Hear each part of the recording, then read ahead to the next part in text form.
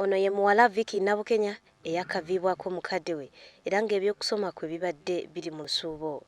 Wabula ate yafunye akaseko ku matama olwawulidde nti kampuni ya yinsuwa eya UAP egenda kusasulira ebisale eby'essomero okutuusa lw'anaamaliriza okusoma.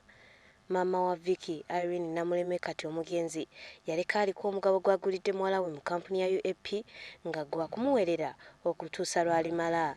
Olwaleero kino kituukiridde nga kampuni eno etwalidde Vicky ebyeyambisibwa mu kusoma ssaako n'okumusasulira ebisale bye eby'essomero.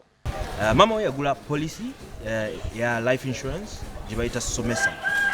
Kakati iyo policy engeri gyekolamu nti eruubirirwa nti omuntu aba taliiwo ate kakati insurance company yennyini yejja mu kifo kye n'etandika okulabirira omwana oyo. Omwana ono Vicky alina ssente z'afuna buli mwaka ezimuyamba okugula ebintu byetaaga ku ssomero, okusasula school fees, okubeera nti alina byasobola okugula ebimuyamba okusoma okutegeera.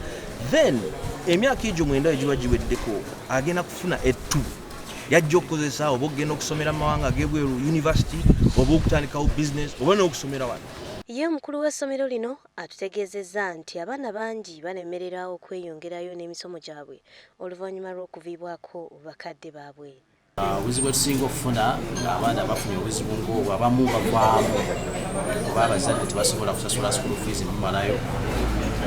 Naye kyetukola ng'essomero okuba tuba tubamanyi tebaffe tugezaako okubagondezaamu mu kusasula. Abazadde bangi ekyokuteeka abaana baabwe mu yinsuwa tebakitwala ng'ekikulu wabula nga bwe bava mu bulamu bw'ensi eno ebyokusoma ng'abaana baabwe babivaako olw'ebbula ly'ebisale by'essomero.